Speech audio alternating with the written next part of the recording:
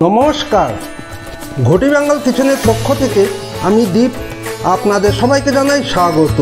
আজ যে রেসিপিটি আপনাদের সাথে শেয়ার করব সেটি হলো কাঁচা আমের শরবত। এই কাঁচা আমের শরবত বানানোর জন্য এখানে কিছু কাঁচা আম নিয়েছি। এই কাঁচা আমের মধ্যে আছে vitamin A, vitamin C, vitamin E. এখন এই আমগুলোকে খোসা ছাড়িয়ে ডুমু ডুমু করে কেটে নেব। প্রথমে আমের বোটাটা কেটে বাদ দিয়ে দিচ্ছি। এরপর একটা পিলারের মাধ্যমে আমের খোসাটাকে ছাড়িয়ে নিচ্ছি। এই কাঁচা আম চোখ, ত্বক এবং চুলের স্বাস্থ্য উন্নত করতে সাহায্য করে, ক্যান্সার এবং হৃদরোগ প্রতিরোধ করতে সাহায্য করে। আমি এখানে দুটো আম কেটে নিয়েছি। আমগুলোকে এইরকম ডুমু ডুমু করে কেটে নিয়েছি। আর এর সাথে নিয়েছি এইরকম একটা পাতিলেবু। আর এই পাতিলেবুর মধ্যে যে কি পরিমাণে ভিটামিন সি আছে তা সবারই জানা। এখন এই আমগুলোকে ব্লেন্ডিং করে নেব। এখন একটা ব্লেন্ডিং জারের মধ্যে নিয়ে নিচ্ছি ডুমু ডুমু করে কাটা আম। এর মধ্যে দিচ্ছি এক মুঠো পুদিনা পাতা, কিছুটা পরিমাণে ধনে পাতা কুচি।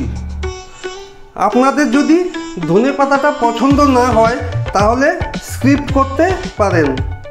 এর সাথে দিচ্ছি 3টে কাঁচা লঙ্কা, স্বাদ মতো লবণ, 1 চামচ বিট লবণ, 1 চামচ চাট মশলা, 1 চামচ ব্ল্যাক পেপার পাউডার, আর দিয়েছি এর সাথে একটা পাতিলেবুর রস। আর মিষ্টির জন্য দিয়ে দিচ্ছি এখানে 2 কাপ চিনি। এর মধ্যে দিচ্ছি সামান্য পরিমাণে রুম টেম্পারেচারের জল। এখন একে আমরা ব্লেন্ড করে নেব। আমাদের আমটা এখানে ব্লেন্ড করা হয়ে গেছে। এই আমের মধ্যে ধনে পাতা আর পুদিনা পাতা দেওয়াতে কত সুন্দর একটা সবুজ কালার তৈরি হয়েছে। অনেকে এই পাউডারটাকে ছেঁকে নেয়, আর আমার মতে এই পাউডারটাকে না ছাকাই ভালো। তাতে আমের অরিজিনাল টেস্টটা পাওয়া যাবে। আমাদের কাঁচা আমের শরবত রেডি হয়ে গেছে। এখন একে সার্ভ করে দেব।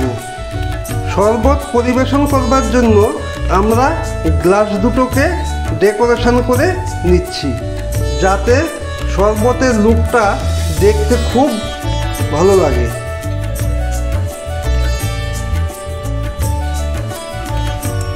এখন এই গ্লাসের মধ্যে দিয়ে দিচ্ছি কিছুটা পরিমাণে আইস কিউব।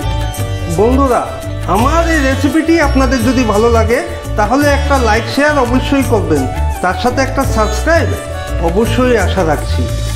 আর আমার এই রেসিপিটি আপনাদের কেমন লাগলো একটা কমেন্ট করে অবশ্যই জানাবেন। ভালো লেগেছে কি খারাপ লেগেছে। বন্ধুরা, আপনারা সবাই ভালো থাকবেন, সুস্থ থাকবেন।